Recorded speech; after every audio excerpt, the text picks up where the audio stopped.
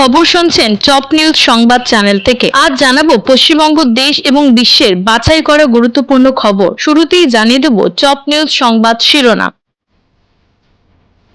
মায়াপুরে ইস্কন মন্দিরে আসছেন অমিত শাহ। দুর্গাপুরে মেডিকেল পড়ুয়ার রহস্য মৃত্যু। রেলযাত্রীদের দীর্ঘদিনের অভিযোগ মেটাতে জেনারেল ক্লাসের শৌচালয় পরিষ্কারের বিশেষ নজর দিচ্ছে কেন্দ্র। ইরানের ওপর চাপ বাড়াতে আমেরিকা ইসরায়েল একজোট।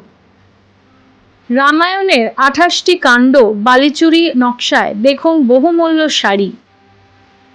ইউনুসকে বড় দায়িত্ব তারেকের। পাকিস্তানকে হারিয়ে খুশি, ঈশানের মুখে দেশের কথা। শেষ আটে ভারত, কবে কার বিরুদ্ধে খেলবে সূর্যরা? বন্ধ অভয়ারণ্য।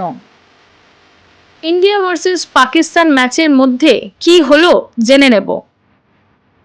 যুদ্ধে বিধ্বস্ত গাজার এলাকা পুনর্গঠনের জন্য $5 বিলিয়ন প্রস্তাব দিয়েছে বোর্ড অফ পিস। ভারতের কাছে হারার পর পাকিস্তানি অধিনায়ক সালমান আলী আঘার পিচ বদলে যাওয়ার অদ্ভুত যুক্তি দিল নেটি দুনিয়ার কাছে। ক্রিকেটের মাঠে হারের জন্য স্টেডিয়াম ছেড়ে বেরোনোর পর পাক সমর্থকদের মুখে ছিল হতাশার সুর। ইন্ডিয়া ভার্সেস পাকিস্তান ম্যাচে শেষের আগেই প্রস্থান নকভীর। উদ্যোগী অভিষেক, পাসপোর্ট পেল গায়িকা। মুম্বাইয়ে প্রধানমন্ত্রী নরেন্দ্র মোদী ও ফরাসি প্রেসিডেন্ট ইমানুয়েল ম্যাক্রো মঙ্গলবার বৈঠক ভারত ফ্রান্স। বাংলাদেশে পুনরায় ভোট গণনার দাবি। ইসলামী নেতৃত্বাধীন 11 দলের জোট কারচুপির অভিযোগে আন্দোলনের ডাক দিয়েছে। শপথ নেওয়ার আগে পুনরায় ভোট গণনার দাবি করেছেন। সরকারকে ডিএ নিয়ে চাপ যৌথ মঞ্চের। রাজ্যের আরও 7 জন আধিকারিককে সাসপেন্ড করার নির্দেশ দিল নির্বাচন কমিশন। এসআইআর শুনানি শেষে জানা গেল সরকারি নথি হলেও বাংলার বাড়ি, ইন্দিরা আবাস যোজনা, প্রধানমন্ত্রী গ্রামীণ আবাস যোজনা নথিও গ্রহণ করা হবে না বলে জানানো হয়েছে। সিপিআইএম আইএসএফ এর সঙ্গে জোট নয় জানালেন হুমায়ুন। আচমকা পদত্যাগ তোলপাড়। আজিমগঞ্জে ট্রেনে আগুন, আসবে ফরেনসিক দল। রাজপথে ফের চাকরি প্রার্থীদের আন্দোলন। সিন্ধুর পর ইরাবতী, পাকিস্তানকে জল দেবে না ভারত। ভূপেন বোরার পদত্যাগ। মাঠেই কেঁদে ফেললেন পাক স্পিনার। নকভীকে চরম নিশানা সোয়েবের। পাকদের স্লেজ করতে নিষেধ করেছিলেন সূর্য। ইডেনে নিশ্চিত ভারত ওয়েস্ট ইন্ডিজ ম্যাচ। সুপার 8-এ ভারতে আরও এক প্রতিপক্ষ।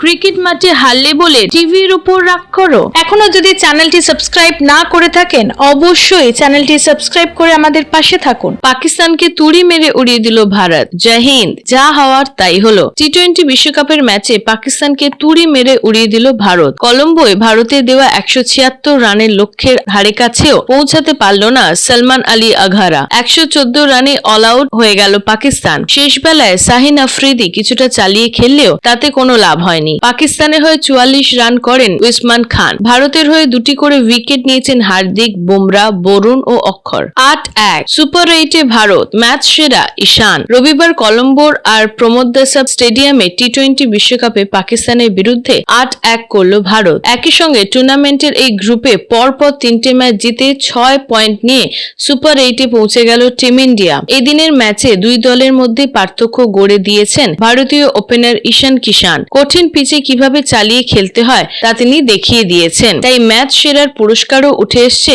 40 বলে 77 রান করা ব্যাটারের হাতেই। ইন্ডিয়া ভার্সেস পাকিস্তান জিয়ে রইল হ্যান্ডশেক বিতর্ক। টি-20 ওয়ার্ল্ড কাপে সবচেয়ে হাই ভোল্টেজ ম্যাচে মুখোমুখি ভারত পাকিস্তান মহড়া। কলম্বোর আর প্রেমদাসা স্টেডিয়ামে এই ম্যাচের আগে ফের দুই দলের অধিনায়কের মধ্যে হ্যান্ডশেক নিয়ে বিতর্ক তুঙ্গে। এদিনও ভারত অধিনায়ক সূর্যকুমার যাদব পাক অধিনায়ক সালমান আলীর আঘারার সঙ্গে টসের পর হাত হাত মেলালেন না। এমনকি টসের সময় দুই দলের অধিনায়ক একে অপরের দিকে তাকিয়েও রাজি হননি, যা থেকে বোঝা যাচ্ছে দুই দেশের ঝামেলা কোন পর্যায়ে পৌঁছেছে। গোমাংস বিতর্ক। এবার শিবরাত্রি নিয়ে পোস্ট শায়কের। গোমাংস কাণ্ডের পর পেরিয়েছে দীর্ঘদিন। ঘটনার পর থেকে সোশ্যাল মিডিয়া থেকে নিজেকে সরিয়ে রেখেছিল অভিনেতা ইনফ্লুয়েন্সার শায়ক চক্রবর্তী। শিবরাত্রিতে একটি আধ্যাত্মিক পোস্ট করলেন তিনি। সম্ভবত বোঝাতে চাইলেন স্বয়ং শিব তার সঙ্গে রয়েছেন। দেখা যাচ্ছে দেবাদিদেব মহাদেবের হাত ছুঁয়ে রয়েছে এক যুবকের করতাল। এই পোস্টে অনেকেই জানিয়েছে তাকে মিস করছেন। এক্সে বাংলার এলওপি শুভেন্দু অধিকারী একটি পোস্ট আলোড়ন ফেলে দিয়েছে। নির্দেশিকাটি পড়ুন আর হিন্দুরা বিশেষ করে ভাবুন, যাতে পূর্ব মেদিনীপুর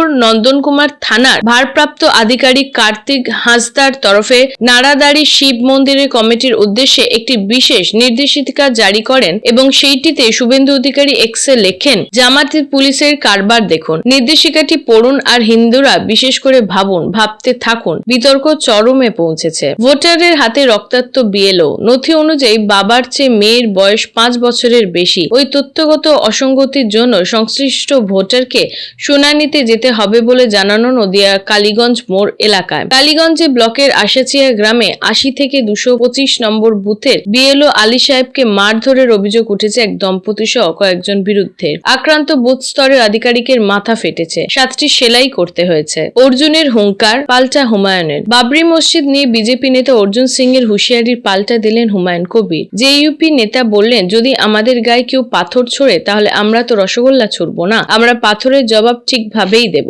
মসজিদের কাছে আসুক, বাবরি মসজিদের কাছে যদি ঘেঁষতে পারে তাহলে বলবো বাপের বেটা অর্জুন সিং। যাচ্ছেন ওম বিড়লা, জানালো দিল্লি। বাংলাদেশের নতুন সরকার গঠনের অনুষ্ঠানে বিএনপির আমন্ত্রণে অবশেষে সাড়া দিল ভারত। আগামী মঙ্গলবার ওপার বাংলার নতুন পিএম তারেক রহমানের শপথ গ্রহণ অনুষ্ঠানে ভারতের পিএম নরেন্দ্র মোদীর হাজির হতে না পারায় ঢাকায় থাকবেন তার প্রতিনিধিরা। ভারতের প্রতিনিধি হিসেবে তারেকের শপথপত্র অনুষ্ঠানে থাকবেন লোকসভা স্পিকার ওম বিড়লা। বাংলাদেশে আওয়ামী লীগে কার্যালয়ে পতাকা উত্তোলন। বিএনপি ক্ষমতায় আসতেই বাংলাদেশে উল্টো পূরণ হয়ে গেল। খুলনায় যে দেশের জাতীয় পতাকা উত্তোলন করা হলো আওয়ামী লীগের কার্যালয়, ফুলের মালা দেয়া হলো বঙ্গবন্ধু শেখ মুজিবুর রহমান এবং প্রাক্তন পিএম শেখ হাসিনার ছবিতে। উঠল জয় বাংলা স্লোগানও। বাংলাদেশে এখনো আওয়ামী লীগ নিষিদ্ধ, বন্ধ দলের একাধিক কার্যালয়। সেই প্রেক্ষাপটে খুলল না এই ঘটনা কিছুটা হলেও মনোবল বাড়াবে লীগের নেতা কর্মীদের? দেশে ফিরতে পারবেন হাসিনা? সেই নিয়ে প্রশ্ন এখনো রয়েছে। মোদির ম্যাক্রো সাক্ষাৎ। মুম্বাইয়ে প্রধানমন্ত্রী নরেন্দ্র মোদী ও ফরাসি প্রেসিডেন্ট ইমানুয়েল ম্যাক্রো মঙ্গলবার বৈঠক ভারত ফ্রান্স দ্বিপাক্ষিক সম্পর্কের জন্য অত্যন্ত তাৎপর্যপূর্ণ। এই আলোচনায় প্রতিরক্ষা ও নিরাপত্তা পাশাপাশি উদীয়মান ক্ষেত্রগুলিতে সহযোগিতা বাড়ানোর ওপর জোর দেওয়া হবে। আঞ্চলিক ও বৈশ্বিক নানা ইস্যু নিয়ে দুই রাষ্ট্রপ্রধানের এই মতবিনিময় দুই দেশের কৌশলগত অংশীদারিত্বকে নতুন উচ্চতায় নিয়ে যেতে পারে। সরকারকে ডিএ নিয়ে চাপ যৌথ মঞ্চে। সুপ্রিম কোর্টের রায়ের পর বকেয়া ডিএ নিয়ে রাজ্য সরকারকে আর আইনি লড়াই না চালানোর পরামর্শ দিয়েছে সংগ্রামী যৌথ মঞ্চ। সংগঠনের মতে ফের রিভিউ পিটিশন দাখিল করলে তা কর্মীদের প্রতি অবিচার হবে এবং সরকারের ভাবমূর্তি ক্ষুণ্ণ করবে। সর্বোচ্চ আদালতের নির্দেশ মেনে 25% বকেয়া দ্রুত মিটিয়ে দেওয়া হবে। এই সিদ্ধান্তই সরকারের নেওয়া আহ্বান জানানো হয়েছে। প্রশাসন এখন আইনি পথ নাকি সদিচ্ছা কোনটি বেছে নেয় তাই দেখার। আরো 7 জনকে সাসপেন্ড করার নির্দেশ। রাজ্যের আরো 7 অধিকারিককে সাসপেন্ড করার নির্দেশ দিল নির্বাচন কমিশন। 7 জন রাজ্যে এসআইআর এর কাজে AERO হিসেবে নিযুক্ত। তাদের বিরুদ্ধে এসআইআর কাজে উৎসাহচারণ, কর্তব্যে গাফিলতি এবং ক্ষমতার অপব্যবহারের অভিযোগ তুলেছে কমিশন। প্রত্যেকেই অবিলম্বে নিবন্ধিত করার জন্য নবান্নে চিঠি পাঠিয়েছে তারা। এই 7 জনের মধ্যে হচ্ছেন 3 জন মুর্শিদাবাদের, 2 জন দক্ষিণ 24 পরগনা, 1 জন জলপাইগুড়ি এবং 1 জন পশ্চিম মেদিনীপুরের আধিকারিক। এসআইআর এ এবার কি হতে চলেছে? এসআইআর শুনানি শেষ, জানা গেল সরকারি নথি হলেও বাংলার বাড়ি, ইন্দিরা আবাস যোজনা, প্রধানমন্ত্রী গ্রামীণ আবাস যোজনার নথিও গ্রহণ করা হবে না বলে বলে জানানো হয়েছে। সিইও দফতরের তরফ থেকে নথিগুলির বিষয়ে জানতে চাওয়া হয়েছিল। প্রশ্ন হলো, হিয়ারিং তো শেষ, এবার কি হবে? অনেক জায়গাতেই ইয়ারোরা এইসব নথি গ্রহণ করেছেন। যারা শুধুমাত্র এইসব নথি দিয়েছেন তাদের নাম বাদ পড়ার একটি সম্ভাবনা থেকেই যাচ্ছে। সিপিআইএম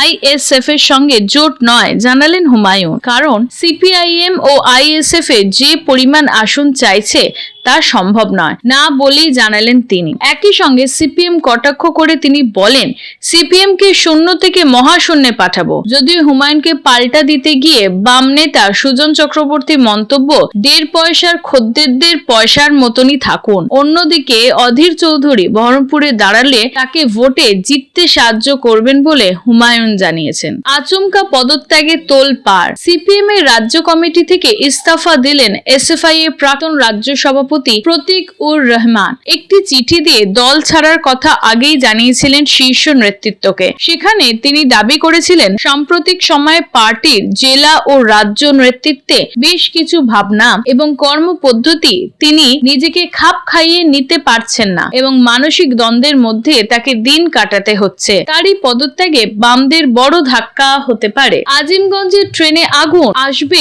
ফরেনসিক দল। কাটুয়া স্টেশনে দাঁড়িয়ে থাকা কাটুয়া আজিমগঞ্জ ট্রেনে একটি কামরায় ভয়াবহ অগ্নিকাণ্ডের ঘটনায় তীব্র চাঞ্চল্য ছড়িয়ে পড়ে। প্রাথমিক তদন্তে শর্ট সার্কিট বা যান্ত্রিক ত্রুটির প্রমাণ না মেলায় ঘনীভূত হচ্ছে নাশকতার রহস্য। সিসিটিভি ফুটেজে কিছু বহিরাগত সন্দেহজনক গতিবিধি নজরে আসায় পুলিশ ও রেল মনে করছে কেউ ইচ্ছাকৃতভাবে আগুন লাগাতে পারে। পরিস্থিতি খতিয়ে দেখতে আজ সোমবার ফরেনসিক দল ঘটনাস্থলে চলে যাবে।